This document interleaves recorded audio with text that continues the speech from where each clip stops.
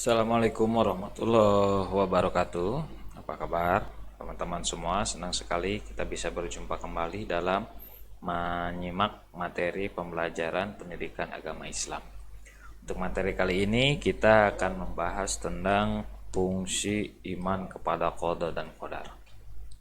Baik, kita simak materi berikut ini. Sebelum saya menjelaskan tentang fungsi iman kepada qada dan qadar, sini saya akan menjelaskan dulu tentang bagaimana kewajiban kita harus mengimani qada dan qadar. Diriwayatkan bahwa suatu hari Rasulullah Shallallahu Alaihi Wasallam didatangi oleh seorang laki-laki yang berpakaian serba putih dan rambutnya sangat hitam. Lelaki itu bertanya tentang Islam, iman dan ihsan.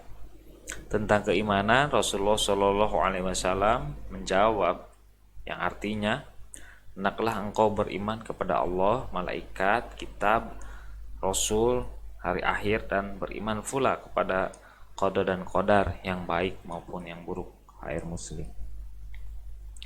Lelaki itu adalah malaikat Jibril yang sengaja datang untuk memberikan pelajaran agama kepada umat Nabi Muhammad SAW.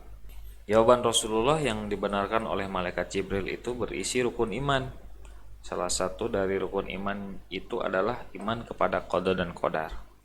Dengan demikian, mempercayai qada dan qadar merupakan kewajiban. Kita harus yakin dengan sepenuh hati bahwa segala sesuatu yang terjadi pada diri kita, baik yang menyenangkan maupun yang tidak, adalah atas kehendak atau takdir Allah Subhanahu wa taala. Sebagai orang beriman, kita harus rela menerima segala ketentuan Allah Subhanahu wa taala atas diri kita. Di dalam sebuah hadis qudsi, Allah Subhanahu wa taala berfirman yang artinya, siapa yang tidak ridho dengan qadaku dan qadarku dan tidak sabar terhadap bencanaku yang ditimpakan atasnya, maka hendaklah mencari Tuhan selain aku. HR atau berani. Takdir Allah Subhanahu wa taala merupakan iradah, kehendak Allah Subhanahu wa taala. Oleh sebab itu, tatkala takdir sesuai dengan keinginan kita, hendaklah kita bersyukur karena itu hal merupakan nikmat yang diberikan oleh Allah kepada kita. Ketika takdir yang kita alami tidak menyenangkan atau merupakan musibah, maka hendaklah kita terima dengan sabar dan ikhlas. Kita harus yakin bahwa di balik musibah itu ada hikmah yang terkadang kita belum mengetahuinya. Allah Subhanahu wa taala Maha mengetahui atas apa yang diperbuatnya.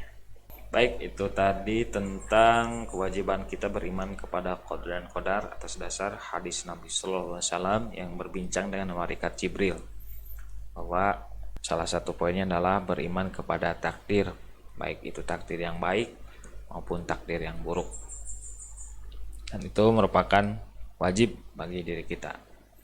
Baik, selanjutnya saya akan menjelaskan tentang fungsi iman kepada qada dan qadar. Islam itu ajaran yang tinggi atau mulia, bersifat universal, sangat sesuai dengan fitrah, suci, indah, sempurna, dan tidak ada ajaran lain yang mampu menandinginya.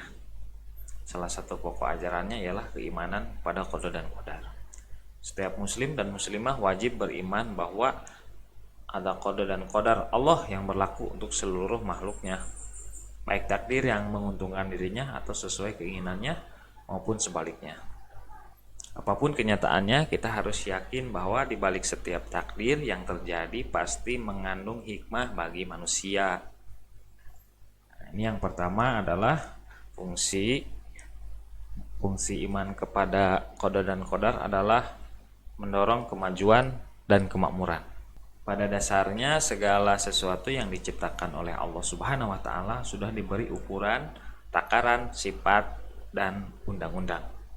Panas matahari tidak mampu membuat air mendidih, tetapi ia sangat berguna bagi kesehatan manusia, hewan, maupun tumbuh-tumbuhan, selain sebagai alat penerang yang mengalahkan cahaya bulan dan lampu. Bumi, langit, dan isinya diciptakan untuk manusia sebagai khalifah.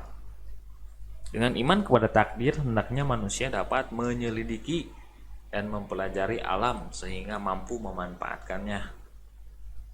Bagaimana mungkin manusia dapat memanfaatkan alam jika tidak mengetahui sifat, ukuran, sebab akibat atau sunatullah? Bagaimana cara memanfaatkan sinar matahari, air terjun, racun, udara, gas, angin, bulu domba, bisa ular, dan lain sebagainya?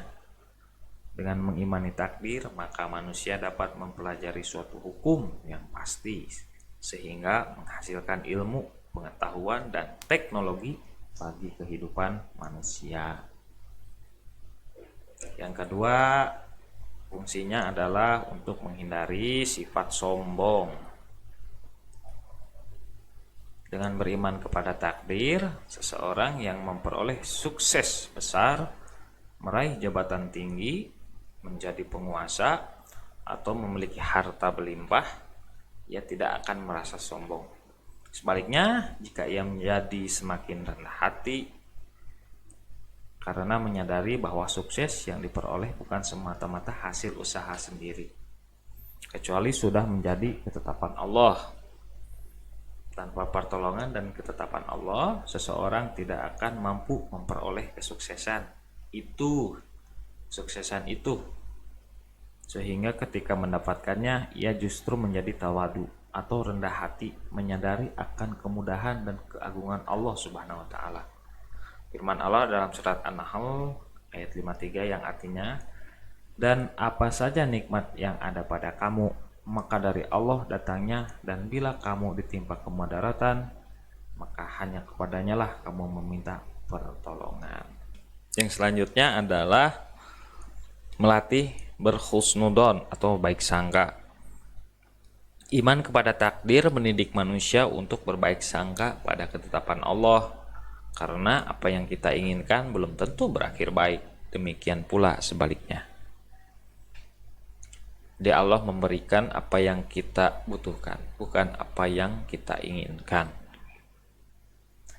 Yang selanjutnya adalah fungsi iman kepada qadar dan qadar adalah melatih kesabaran.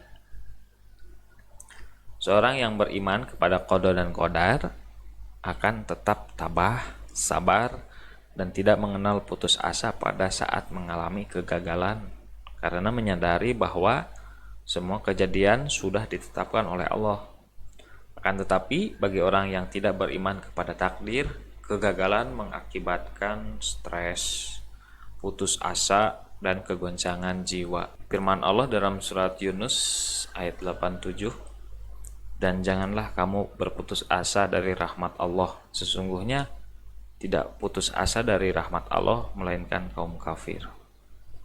Jadi putus asa merupakan salah satu rasa yang dapat menggoncangkan jiwa dan mengakibatkan hidup kita menjadi lebih banyak beban. Maka dari itu, beriman kepada qadar dan qadar memiliki fungsi sebagai melatih kesabaran agar kita bisa menerima segala sesuatu, agar kita bisa menerima segala apa yang terjadi kepada diri kita. Yang selanjutnya, terhindar dari sifat ragu dan penakut. Iman kepada qadar dan qadar akan menumbuhkan sifat pemberani. Semangat dan jiwa seseorang akan bangkit karena ia tidak memiliki keraguan atau gentar sedikit pun untuk maju. Orang yang beriman itu meyakini bahwa apapun yang bakal terjadi tidak akan menyimpang dari ketentuan atau takdir Allah. Sejarah Islam telah mencatat bahwa Khalid bin Walid pada setiap peperangan tampil gagah berani tanpa rasa takut sedikit pun. Akan tetapi Allah tidak menetapkan bahwa ia wafat di medan perang. Ia senantiasa diselamatkan nyawanya dan selalu dilindungi oleh Allah sehingga ia dapat hidup hingga usia tua. Khalid bin Walid wafat di atas pembaringan meskipun terdapat lebih dari 500 bekas luka dalam peperangan. Baik, itu saja yang bisa saya sampaikan. Mudah-mudahan ada manfaatnya, bahwa sekali lagi dalam mengimani qadar dan qadar itu terdapat beberapa fungsi, yang diantaranya adalah melatih kesabaran, terus melatih berprasangka baik, dan menghindari sifat keraguan-raguan. Semoga kita selalu dalam lindungan Allah Subhanahu wa taala. Itu saja yang dapat saya sampaikan. Mohon maaf apabila banyak kekurangan dalam hal penyampaian materi. Untuk kritik dan saran silahkan tulis di kolom komentar. Terima kasih. Assalamualaikum warahmatullahi wabarakatuh.